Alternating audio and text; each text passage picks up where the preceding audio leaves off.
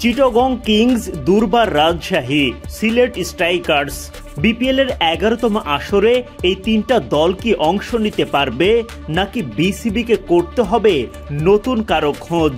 পরিস্থিতি এখন ঠিক এখানেই দাঁড়িয়ে। বিপিএল এ যেন খেলার চেয়ে ধুলা বেশি, নাটকের চেয়েও যেন নাটকীয়তা প্রতিটি ক্ষণে ক্ষণে। একদিকে প্লেয়ার সাইনিং এর উৎসব, অন্যদিকে ফ্র্যাঞ্চাইজি ফি দেয়া হয়নি জমা।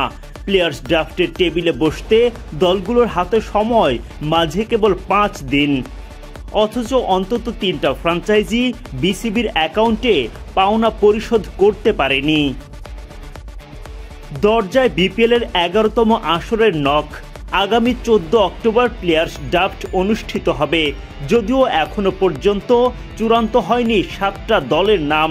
পেছনের কারণ ফ্র্যাঞ্চাইজি ফি জমা না দেয়া। বিপিএল এর পুরনো দল চিটাগং কিংস এবার তারা নতুন করে ফিরে আসতে চায়। খেলোয়াড়দের পাওনা পরিশোধে ব্যর্থ চট্টগ্রাম চ্যালেঞ্জার্স বাদ হওয়ার পর কিংসের জন্য সুযোগ তৈরি হয়। শেষ পর্যন্ত চিটাগং কিংসও বিসিবির পাওনা নিয়ে শুরু করে গড়িমসি। বিপিএল অংশ নিতে ফ্র্যাঞ্চাইজি ফি 1.5 কোটি টাকা। এর বাইরে চিটাগং কিংসের কাছে বিসিবির পুরনো পাওনা মোটা অঙ্কের অর্থ। 11তম আসরে অংশ নিতে সব মিলিয়ে তাদের জমা দেওয়ার কথা 2,50,00,000 টাকা। জানা গেছে চিটাগং জমা দিতে পেরেছে মাত্র 65 লাখ টাকা। বিসিবি এখন হাঁটবে কোন পথে? একাধিক সূত্রের খবর, পাওনা পরিশোধ না করলে বোর্ড হাঁটতে পারে বিকল্পের খোঁজে। চিটাগংয়ের বাইরে দুর্বার রাজশাহী আর সিলেট স্ট্রাইকার্সেরও পাওনা পরিশোধ নিয়ে গড়িমসি।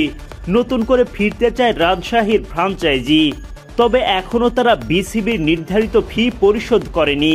একই অবস্থা সিলেট স্ট্রাইকার্সেরও।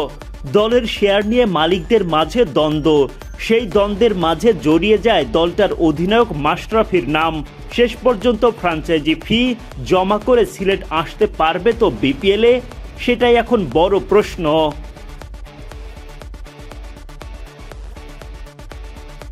এদিকে পাওনা পরিশোধ করতে ব্যর্থ রাজশাহী আর সিলেটের খুব একটা তোড়জোড় দেখা যাচ্ছে না। তবে চিটাগং বড় বড় তারকা সাইনিংয়ের খবর দিচ্ছে নিয়মিত। English allrounder Moeen Ali, Sri Lankan allrounder Angelo Mathews, Pakistani batter Usman খানকে দলে ফেরানোর ঘোষণা দিয়েছে তারা। হেড কোচ হিসেবে থাকবেন সাবেক ওজি পেসার শন টেইট। তবে শেষ পর্যন্ত বিসিবির পাওনা পরিশোধ করে দলটি মাঠে নামতে পারবে কিনা সেটাই এখন দেখার বিষয়। Adnan Ahmed, BD cric time.